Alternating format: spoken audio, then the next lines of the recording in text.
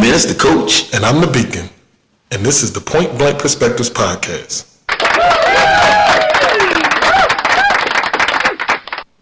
So, Coach, I know you are coming off of a wonderful weekend. Yes, a celebratory weekend. Yes, it was. A weekend well deserved. Yeah, it was, man. I turned 18. It was my birthday. Oh. Don't be a hater. Please don't be a hater. And you turned 18. What? Yeah. So that's what I'm sticking with. And we went down. Me and the family went down Ocean City, Maryland. My wife had some crabs, and she loves the crabs and stuff. I'm not a big fan of that. It's just too much work for a little bit of meat. The little pause on how we say that. I mean, that's the reality of eating crabs. It's a lot of work for a little bit of meat. Yeah, we're going pause on that. But yeah, for a little bit of the situation that you may enjoy. You know what? You got some nerve pausing somebody. All the time I had to pause you during this podcast. We only on episode 8. Yeah, so we had a great time, and Freddie, Beach, McDonald's, roller coaster. Stop hating on the young boy, man. Hey, man. He was trying to enjoy his birthday. It was his birthday. It wasn't yours. Okay. That's the mistake you made. You thought he was going on your birthday. Yeah. So, and one thing I can say is, going down after Labor Day is so much easier. It's not a lot of people. To the beach. Just that Ocean City, Maryland. It's not a lot. You can really do what you want to do to a certain degree. I like Ocean City, man. Yeah, it's a good time. They got some good. I think it's a couple different spots you can go to get some good seafood down there. Right. Yeah. Yeah. I'm like you. I don't like the crabs though. I like to get like mussels and things like that. Yeah, that's more my speed. Yeah. Now I will eat the soft crabs. That's fine. Oh yeah, soft crabs is better. It's not a lot, no work. Oh, okay. So, yeah. All right, so I'm pretty sure the people are tired of hearing about us. Yeah. But we do want to at least acknowledge happy birthday, Coach. Thank you, Glad you had a good one. I did, man. Thank you. Yeah, I did, man.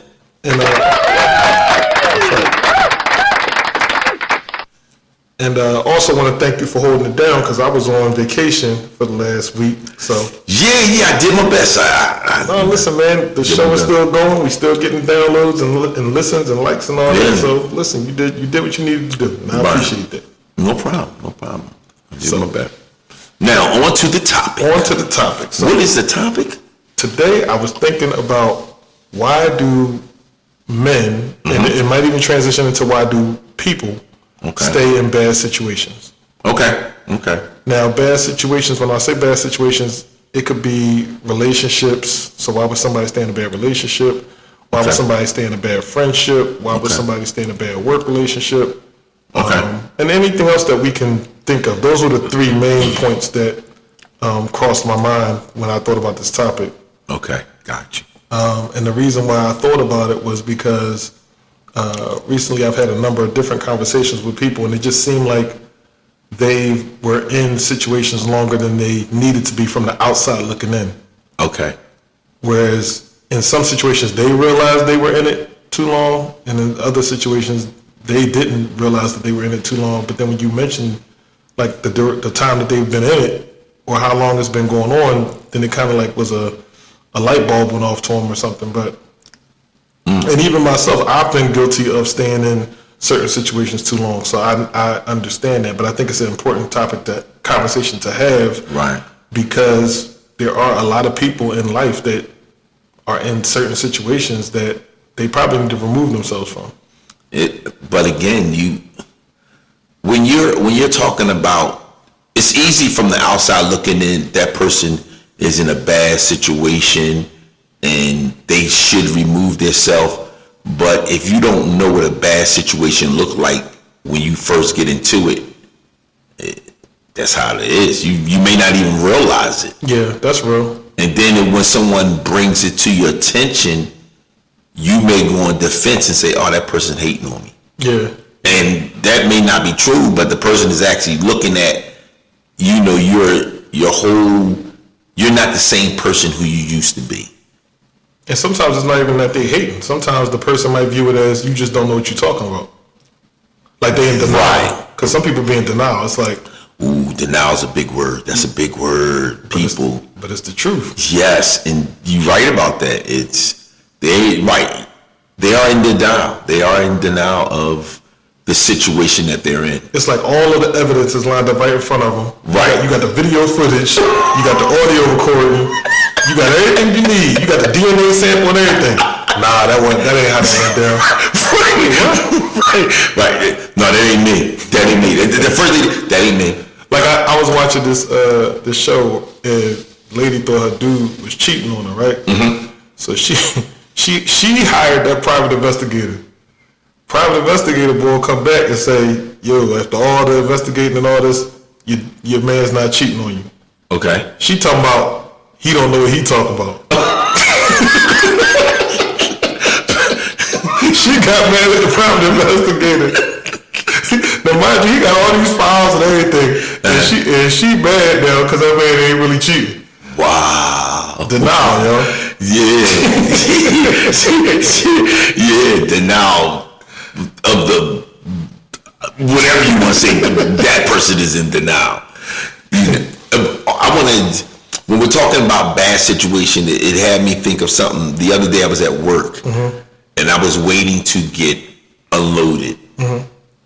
And I'm sitting at a company, not gonna say the name, I'm sitting at the company, and this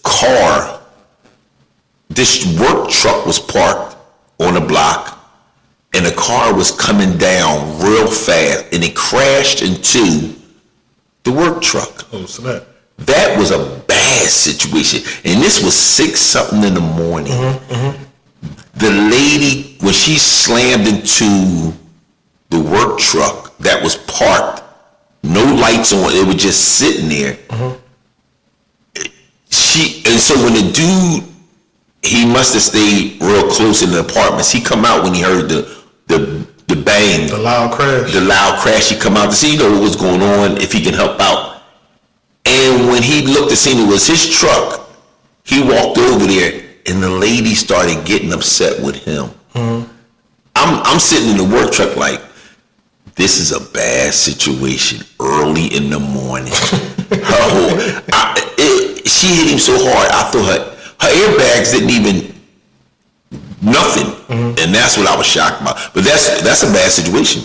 That is a bad situation. Yeah. But we talking about staying in a bad situation for too long. Yeah. So while that is a bad situation, that ain't what we talking about.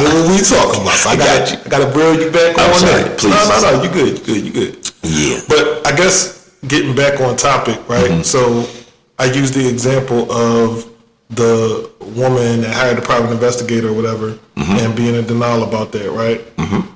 Now, even after all of that, the man still stayed in the relationship. So here you have this woman who thinks you're cheating on her. She done went to as far as to get a private investigator. The private investigator proves that you're not cheating, but yet you still stay with this woman. And in my mind, I was thinking to myself, well, dag, how much more does she got to show you that she don't trust you for you to stay in this situation? And I don't have any background information, so I don't know like what their history is and none of that. I just happen to be scrolling and, seeing that situation. But I'm just saying, from the outside looking in, like at what point do you say, yo, either this woman wants this relationship to fail, or this woman don't trust me at all and I just need to move on with myself? Not so much that. Two things could be true in that scenario. Do tell. One is what you're saying is correct. The man, if he feels that way, but also let's flip it. We don't know if he cheated on her before. Yeah, true. And something, her gut feeling was like, you already got caught once, and you're doing the same thing that you got caught. That I ignored the first time, maybe. Right, but I want to bring some proof before it's over. And he probably stayed because he was like, look, I ain't do nothing, so Now, the interesting part, because you're right, that could have been the case. But I guess the interesting part to that is going back to the conversation again of staying in too long. So then my question would be, why does she stay? She could actually love him. How crazy that sounds. People, and we're not going to, and I'm not going to use men, but people stay in situations, especially when it comes to relationships. And I'm going to go from the married point of view. We look at people that's married, and to us, the marriage looks so toxic. But you never know. I love him or I love her, and women are very good at as far as saying, I can change this person. You can't change a person if they don't want to be changed. This is true.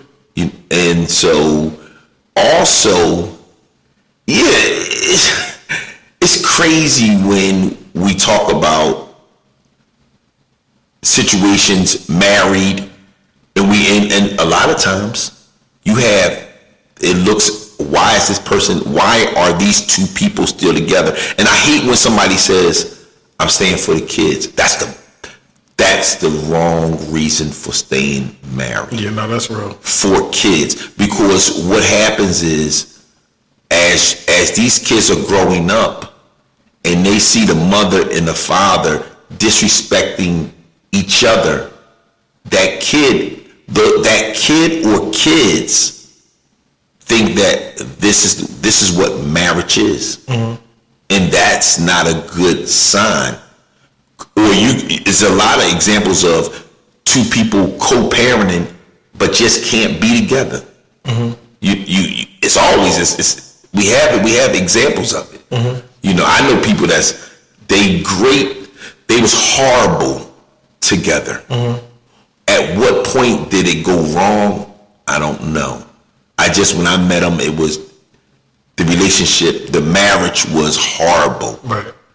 But and now that's telling the boy, oh, this is the way I could treat my wife or my girl. Right. When I finally have one, I can disrespect her because my role model, who I look up to, is my father. That's the way he did my mom. Or even more than that, no matter what this person does to me or doesn't do to me or for me, I have to stay in this situation. Right, exactly. You know what I'm saying? Because that's not good either. I mean, obviously, well, I ain't gonna say obviously, but the idea of marriage is this is the person I'm supposed to be with forever. But if you in a situation where somebody putting their hands on you or somebody's like blatantly disrespecting you or not showing you any type of loyalty or anything like that, that's rough, man. And I think there are some, well, I'm single, so I'm single, but in my mind, I would think that, I'm not saying that you should just quickly get a divorce, but I am saying that there are some circumstances in which your life matters. Like, your life matters. You are not obligated to stay miserable or unhappy or not feeling love for the rest of your life because you married somebody if they're showing you that they have no intentions of doing right by you. At least that's just my thought. Now, you're married, so you can tell me how you feel about that. But as me growing up and as a little kid, this is what I seen, then that's what marriage is. No, I got that, but that's what I'm saying. That's the damage of that, though. Yes, it is. The damage of that is that people will grow up and be willing to tolerate way more than they probably should because they think that, okay, well, I married this. Well, I grew up knowing that marriage is forever. I'm with this person now who I've married, so this is supposed to be forever. But this person has no value in my happiness, my well-being, my comfort, my peace, my nothing. And so I'm saying that for that person who did grow up, like what you're saying, seeing a toxic relationship basically, and then getting into a relationship that ends up being toxic, I'm saying that person should be willing, or at least be open to the idea of, I know that marriage is supposed to be forever, but if you have somebody that's not invested in being a true partner to you and doing right by you, then I would say that it's okay for you to at least entertain the idea of possibly getting a divorce. That is true. And I'm saying that from a single perspective. Right, and I agree 100% with you. But there are factors that come into play, especially when someone brings the religion part in it. Yep. Where I'm going to stay with this person because God, and then they'll say God don't believe, and he doesn't believe in divorce, but certain situations is suitable. Yeah. Cheating, things like that.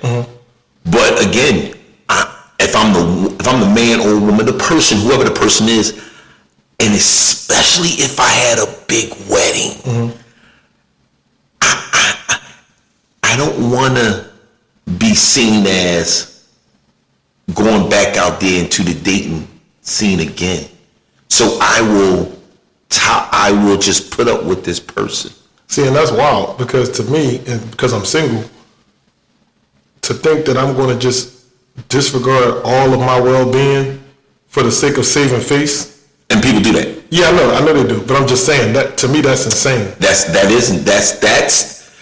the definition of insanity to me in a marriage. Because I can tell you right now, as a single person, it don't take much for me. I can tell you right now, the second something get on my nerves or irritate me, or I feel like it's not working out, I'll move on with myself. But yeah, that's as a single person, yeah, I agree. But when you're married, that's why my 3 rules of a healthy relationship always come into play. Communication, respect towards each other, and money. Those 3 things, and I always say it, will kill a relationship, a marriage. Whatever it is, it will kill it. Because if I'm not communicating with you, then you don't know. And a lot, or now if I'm not communicating with you, now I'm going to disrespect you. And now if money's come into sneaking there, oh, that's a 3-headed monster. But you know what's crazy? 2 of the 3 things that you just said are reasons why people will stay in a bad situation. Well, because a person, the way that they communicate to you could make you feel as though this is the only option you got if you're in a vulnerable state. Yes. And then the other one that I was thinking that you just said was money. Because if somebody's financially set up to, provide all of the things that you need, even if they treat you like trash, you might be willing to stay in that situation because you might say, well, he might hit me or she might cheat on me, but, being with her or being with him allows me to have access to taking the trips I want to take or having the clothes and the material stuff that I want to have. And, just thinking about things that keep people in bad situations. Right. And some people are aware of it, but some people aren't. Like, some people aren't aware that somebody is literally talking them into staying into a bad situation. Yeah, it's the sheet. I call it the throwing up the sheet, whatever you want to say, where how you're a little kid and you throw up the sheet to make, you make your bed and you fluff it all up. Yeah. But if you run under it, you all entangled in it. But you're having fun with it. Right. Well, that's the same thing when it comes to a person in a bad situation. The person that talked you into this situation fluffed the sheet up, and you went underneath it, and now the sheet is down, and this person is disrespecting you, and you don't know how to get out of it. Well, one, you don't want to tell nobody because you don't want to look bad. Right. You want it. Now, when I was growing up, I grew up in Southwest Philly, and I used to work at this store. And in the summertime, we'd be all standing outside, just sitting out there talking, me and my buddies. And we was, from time to time, we would see a man and woman fighting. And a couple of my buddies would want to run over there. I said, don't run over there. do not do that. Because, and they're like, why not? I said, because two things may happen. You run over there, and now you fighting both of them. Or you run over there, and you stop the situation, and then later on, then you're going to get frustrated because a few days later, you see them back together again. Yeah. That's why a lot of people, when they see people arguing, ready to fight, they just be like, man, I don't even want to get involved in this. Yeah. And it's a sketchy situation. It's real, like you walking on ice. Do I get involved? Do I not get involved to help this person out in this situation? And like you said, when I go to talk to the person, especially if you know the person, it's the denial. It's always going to be denial, especially if they be like, man, no, we all right. No, y'all not all right. Right. You're not all right under no circumstances. Right. But that's something that the person has to, a person will stop being in a situation when they're fed up. Yeah, when they get tired. When they get tired. Yeah. And when you get tired, you're hoping that the person doesn't kill that person. Right. That you're hoping that, man, I hope this person don't kill that person when they get tired. Right. But it's up to you when you have enough of a bad situation from work to being with family. Some family members is a bad situation when you come around. And the reason I say that because especially that person that likes to drink the spirits. And they bring up old situations and you be like, oh man. We call them the emotional drunk. Right. That's the emotional drunk. No, we call them the telling all the dark secrets drunk. Oh yeah, you got those too. Right, they telling all the secrets. Oh yeah, you know so and so is cheap.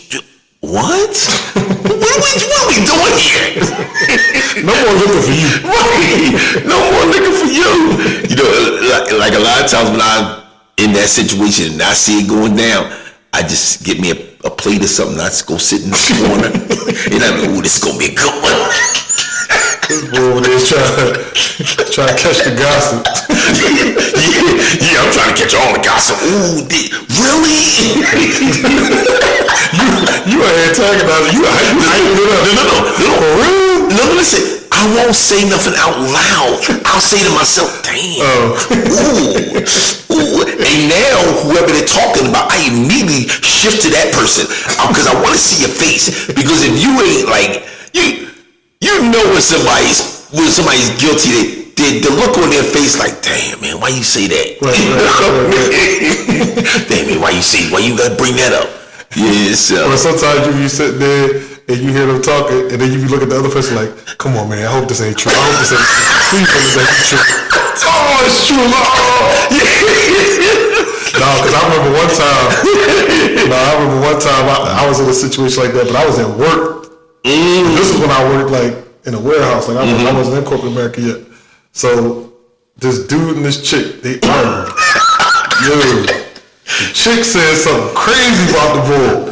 And we looked at him, and his response was wrong. It was wrong. We was like, no, bro. That was not the response you were supposed to give when she say that about you. No, sir. No, sir. And at that point, did you say, oh yeah, he guilty? Oh yeah, there was nothing else to be said. He basically confirmed what she said. The look on his face. No, his words. Oh, his words. Yeah, what I'm saying, his response was wrong. Did he want to fight? No. Oh, he wanted to fight the chick? No. They were just arguing. Okay. But it was one of them toxic situations where it was like, they don't know how to argue responsibly, so now they just trying to hurt each other. Right. And now you got an audience, so now they feel like I got to dig deeper and deeper and deeper. Right. So was they in a relationship? No. Oh, they wasn't in a relationship. Well, I don't know. I guess I don't know. Okay. I mean, I was doing my job. Okay. But you were doing your job and ear hustling at the same time. I mean, they was loud, so I mean, you could over here. But yeah, no, she said something crazy, and then his response did not deny what she said. I was like, whoa. Ooh. Dang. It's an L for you, buddy. Yeah, that's a big L. Yes. But yeah, man, so in a bad situation at work. Yeah, I was just about to transition into that because we've been Okay. talking about relationships a lot. But when it comes to work, people tend to stay in bad work situations. But that's a little different though, because work situations is more like, all right, well, I'm gonna jump out on a limb and I'm gonna say a good amount of people probably don't like their jobs. That's fair. Okay. I'm gonna say a good amount of people don't like their jobs. Okay, that's fair. But the difference in that is people tend to have to stay in that situation, or they think they have to stay in that situation because they have to provide for their families, Right. or this is their means of making the money that they need to make Right. in order to, maintain a certain quality of life. And so that's a little trickier than relationships, because relationships, it tags on your emotions, whereas the work thing kind of tags on or tugs on your means of living. But they have the same thing. What I'm getting ready to say is for both of them. Neither one of those situations that person is in, they don't want to start over. Right. They do not want to, because I'm too old. I may not be able to find a better job or the same job, or I may not be able to find the person. So they're both. So it's a little different, but it's still the same. Yeah. It's the reason why the person in those two different situations may stay in that is because I'm not changing, man. We, like you said, the when it comes to the job, money plays a big factor why someone stays at their job, and they may not like it. Right. And so I want to take time to say this to parents. Parents, when your kid is getting ready to go to college, or college may not be for them, one question you may want to ask them, because I ask a lot of young people this: if you could do anything you want to do without getting paid, what would you do? And wait for their response, and that's what you need to start to guide that kid or kids towards that career where they're happy, they're going to make money, but it's the joy of, I'm happy what I'm doing. Because you see a lot of people doing some crazy stuff, and you be like, huh? But they say, I'm happy. You'll see them working on what you may think is crazy. Like, why that person doing that? But they are very happy at what they're doing. There is no stress. They may not make as much money as they made before, but sometimes it ain't the money. It's my happiness. The situation I don't have to deal with as far as corporate. I don't have to deal with corporate no more. I can sit up there and I'm happy. I'm my own boss. I'm no stress. Yeah. You know what? I think that's something that in just life and just watching how life has transpired for me, seeing the transition of the importance of people focusing on their well-being, Yes. both personally and professionally. Because I remember, like, growing up, you would see people in relationships and you knew for a fact they wasn't happy. Right. But it was just the culture to stay in the situation, regardless of how bad it was, because, oh, I'm married, that's my husband, or that's my wife, or whatever. And nothing about the relationship was desirable at all. Right. But that's just the culture of how things were. And then the same thing with work. It was like people would go and they wouldn't be able to stand their jobs, but they worked there for 40, 50 years, can't stand their job. But that's the job, it pays them, and that's just what they did. Right. And it seems like nowadays you see more of a transition where it's like people are willing to say, hey, I'm willing to be single, or I'm willing to, get out of a bad relationship. And same thing with a job, like what you were just talking about. People be in these careers and then they say, you know what, I don't want to do this career no more. I want to do something else. And they do a complete 180 from whatever they're doing today. Right. So that is something that I'm interested to see. And I guess I'm even curious to see what it's going to look like in another 10, 20 years from now. Right. If I'm lucky enough to see it. But, to be curious, it'll be interesting to see where people are placing their well-being or how far things have gone in terms of incorporating your well-being into your everyday life. Right. So let me ask you this question. What do you think some of the reasons men stay in these situations? Because I was thinking, I'm trying to figure out. I think relationships, you touched on a lot of it. You know, they don't want to start over. Maybe they really feel happy with the person that they have, or they're optimistic that the situation will change. Okay. Because you talked about people thinking that they could change somebody. Right. And I think sometimes, depending on what end of the spectrum that the person is on of why it's bad, whether it's that they're the recipient of a partner that's treating them bad, or whether they're the person that is in the way of the relationship, but they don't realize they're the person that's the issue. I think that, you know, there's a sense of optimism on both sides. Okay. As the person who's the recipient of the bad behavior is, wow, I wish this person would change. I love this person so much, I wish they would change. Right. Whereas when you don't realize that you're the issue, you're thinking, well, I wish this person would just do what I tell them to do. I wish this person would just, you know, listen to what I got to say, or do things my way. Right. So either way, there's a level of optimism that they're hoping for. And I think when it comes to professionally, I think men tend to stay in bad work situations for status. I mean, as a man, or most men, I hope know this, that women are attracted to status. So if a man has a good paying job or has a good financial situation, even if it's a bad situation, they're willing to stay in that most of the time, because it's like, this is the end, the end justifies the means for what it is I'm trying to accomplish. Okay. Regardless of what that is. Okay. The house, the car, the women, the jewelry, the traveling, whatever it is that you're working in that situation for, there has to be an end to the means that makes you stay in that. Right. So those are my thoughts on that. What's your thoughts? Well, from a married point of view, a lot of times men stay in these situations because kids, you know, men are, you know, I don't want to leave my kids. I want to be looked at as a good father. You know, also, as you were saying, the job, the money. I know I don't like this job, but you know what? For my family, I'm a sacrifice.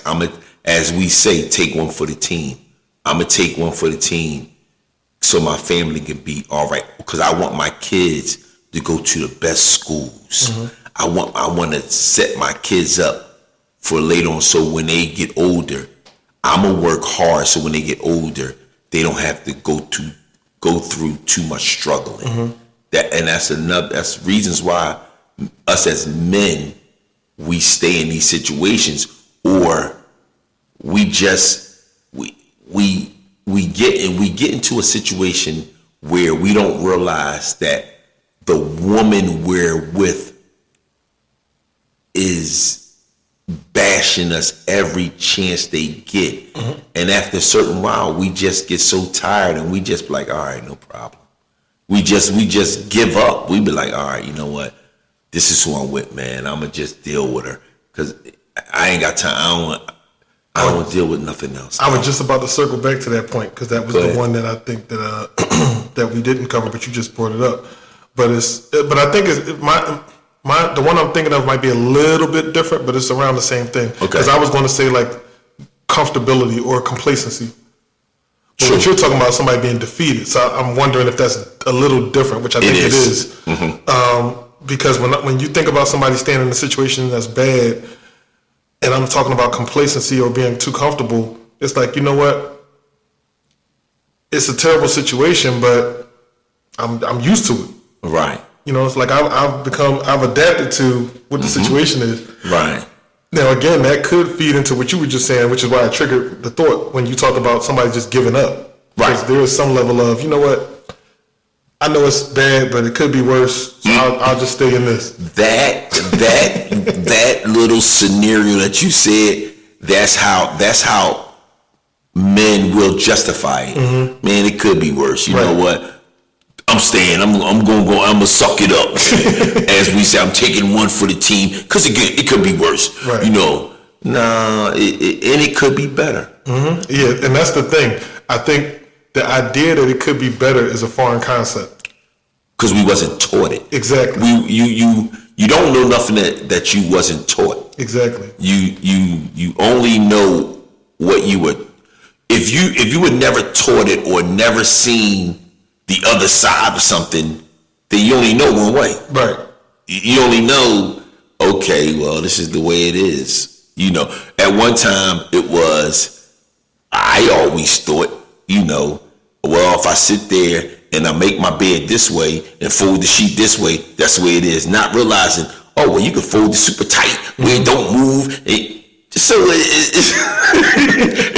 I'm mad that folding the sheets was your example, but yeah, well, I could say some other stuff, but Mr. Clean. Yeah, we're gonna keep it clean. So yeah, I'm beat down. I'm tired. I'm getting beat down out here in the world. And when I come home, I just want some peace in this situation. And if peace in this situation means I just take whatever the person is dishing out, then I'll do that. Yeah. And the same thing with work. It's like, yes, I know I have this challenging boss, or I know I'm in this toxic work environment, right. But I know what my job is. I know I can deliver it. I got to deal with the nonsense, but I'm going to get my check.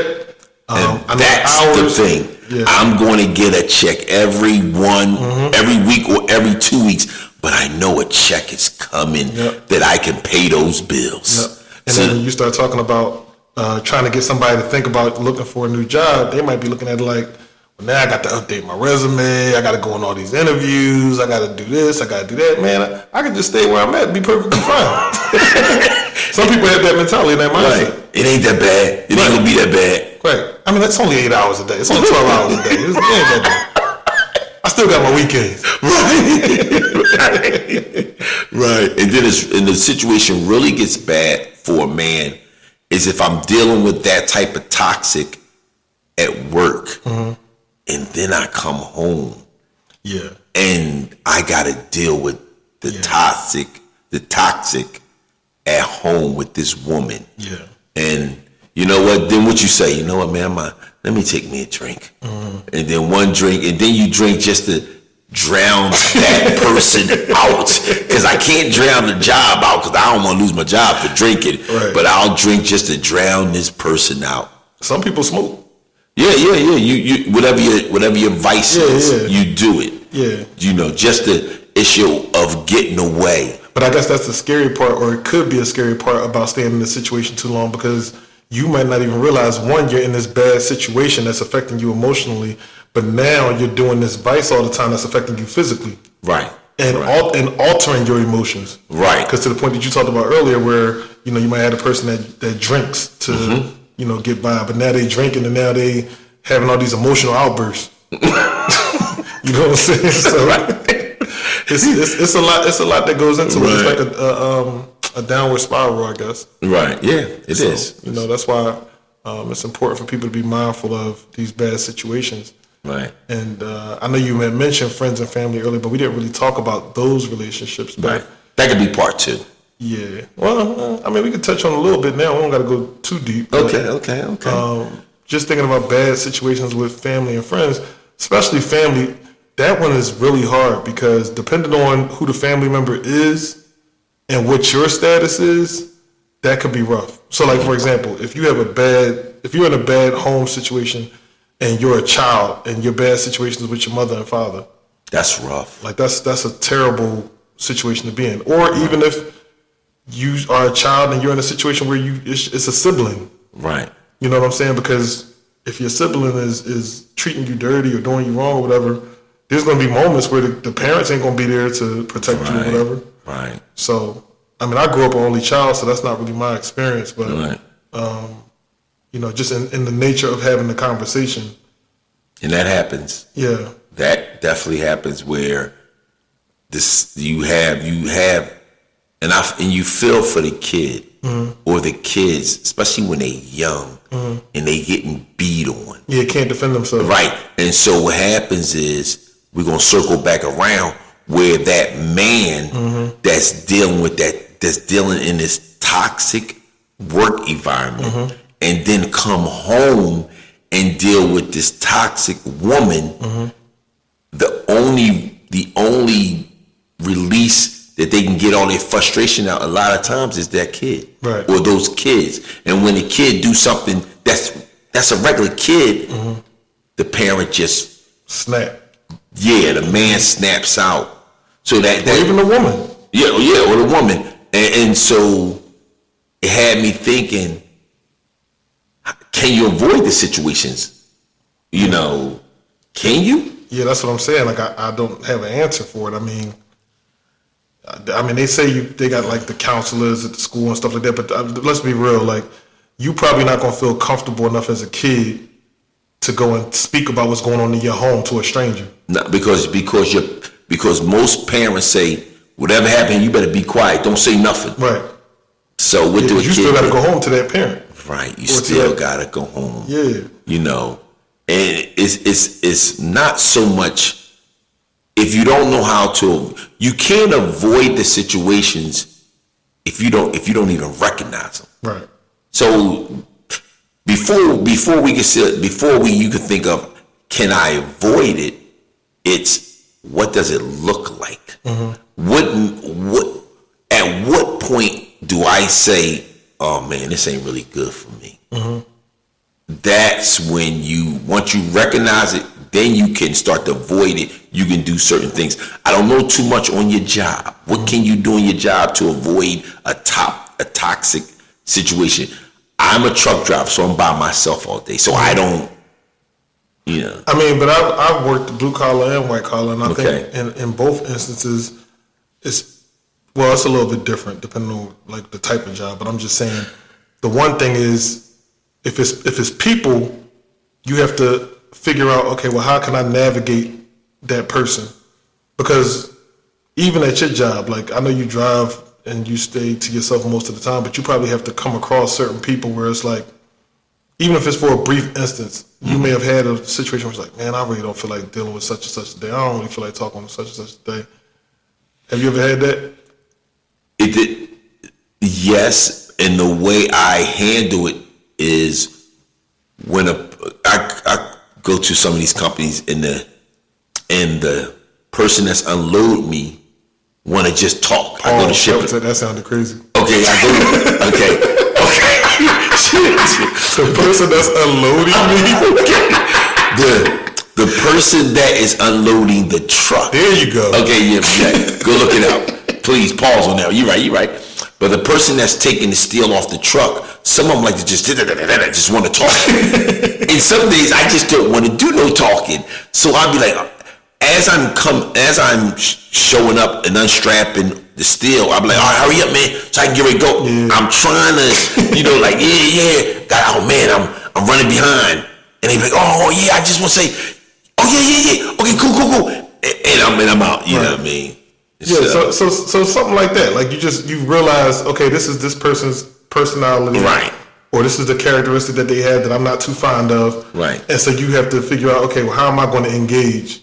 In that situation, you knew, let me kind of guide this person, let them know I don't have time to stand around and talk. Yeah. I know they're going to talk regardless, but let me set the tone. Let them be like, look, I ain't got a lot of time.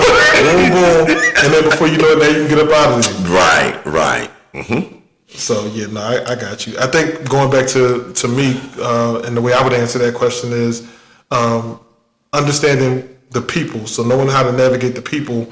And then, honestly, if the situation is bad enough, what we talked about earlier, you have to put yourself in a position to where it's like, I know I deserve better. Mm-hmm. And so whether that's looking for a new job, whether that's, trying to put yourself around the right people, like it depends on the industry, obviously. Mm-hmm. But you have to be mindful of these things, and you have to be willing to take a risk and take a chance, and always know that you deserve better than being treated poorly or not being happy.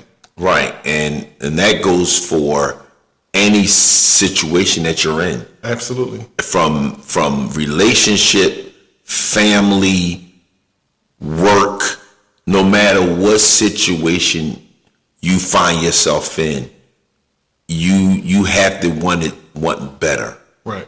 And if you don't want better, then this situation is still going to happen to you. Yeah. And you can't wait for somebody to save you. Right. So don't be waiting for somebody else to make your situation better. Right. If your situation is bad, then you got to do what you got to do to make your situation better. Right. Exactly. I mean, because it's your life, it's your situation. Mm-hmm. So you got to be the person that says, you know what, enough is enough. Right. And I want more, I want better, and I want to be happy, and I want peace. Exactly. And that's basically how you may and you should get out of these toxic situations no matter where you're at. Right. And my final, perspective is you deserve to be happy. So try to recognize with these toxic situations and just try to work on it to get out of it. Whatever that means, you might have to start all over. And that's my final perspective. What about you, Beacon? Yeah, I think when it comes to staying in bad situations too long, quite simply, I would just say life is too short.